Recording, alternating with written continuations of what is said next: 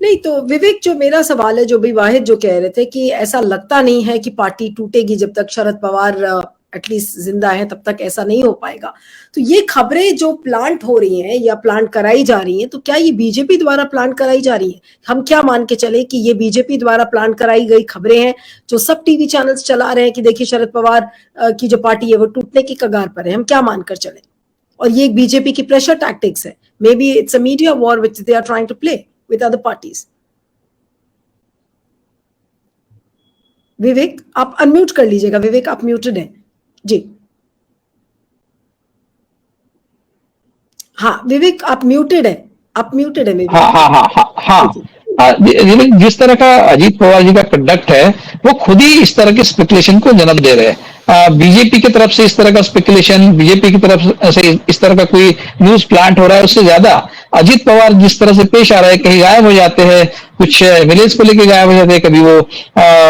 महाविकास आघाड़ी की रैली में नहीं आते, आते हैं तो कोई भाषण नहीं करते। ये जो सारा कंडक्ट है वो खुद ही अजीत पवार इस तरह के स्पेकुलेशन को जन्म दे रहे हैं, बजाय इसके कि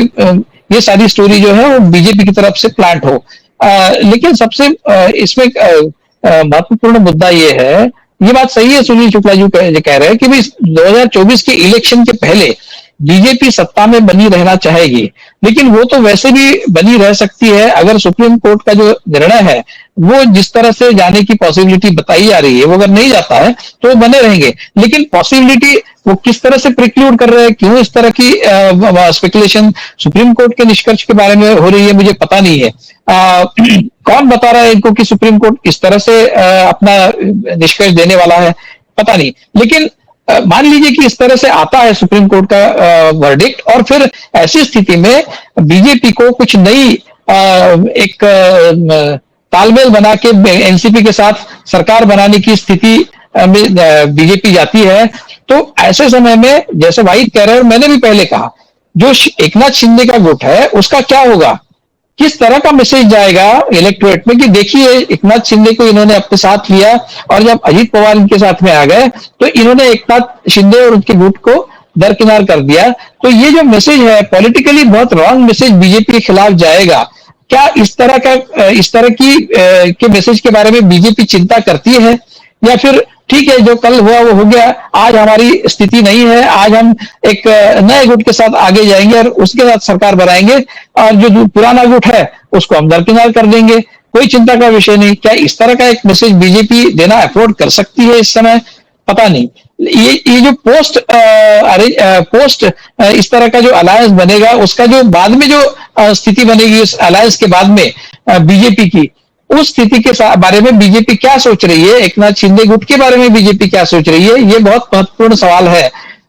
उस बिना पर ही शायद जो कुछ भी बाद में जो अरेंजमेंट करना है, अगर अजीत पवार इनके साथ में आते हैं तो उसके बाद जो कुछ भी अरेंजमेंट करना है वो एकनाथ शिंदे के गुट के साथ क्या किया जाए, इस पर बहुत कुछ निर्भर करता है। बीजेपी इतना रुथलेसली एकनाथ शिंदे को अगर बाहर कर देगी या फिर उनको साइडलाइन कर देगी, उनको मार्जिनलाइज कर देगी, तो वो एक बहुत ही गलत पॉलिटिकल मैसेज जाएगा, और उसके रिपरकशंस क्या होंगे वो गणित भी बीजेपी को करना होगा। तो आज की स्थिति में सिचुएशन बहुत ही फ्लूइड है, बस हम इतना ही कह सकते हैं कि सिचुएशन बहुत फ्लूइड है, लेकिन किसी भी तरह की स्थिति को बनते हुए हम नकार नहीं सकते कि अजीत पवार जो है बीजेपी के साथ जाएंगे, इस स्थिति को हम नकार नहीं सकते। और इस तरह के इंडिकेशंस खुद अजीत पवार ने दिए हैं और शरद पवार ने भी दिए हैं।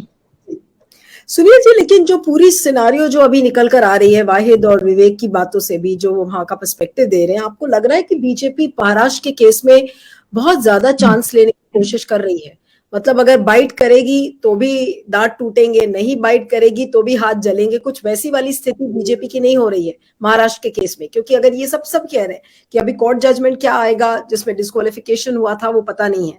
लेकिन किस तरीके का इंप्रेशन जाएगा बीजेपी के बारे में? क्या मोदी जी को इस बात की चिंता है ही नहीं, या फिर जो सत्ता में रहने की जो भूख है वो इतनी ज्यादा है कि उनको इन सब चीजों से कोई फर्क नहीं पड़ता? ये शायद हम और आप इसको डिस्कस कर सकते हैं। जैसे भी विवेक ने कहा कि उनको क्या इससे फर्क पड़ेगा, इतना शायद वो चांस नहीं ले सकते, लेकिन क्या बीजेपी के बारे में हम कह सकते हैं बीजेपी तो हर चांस ले रही है, उसको कोई मतलब नहीं कौन क्या बोल रहा है, क्या सिनारियो बन रहा है उसके हित में है या नहीं?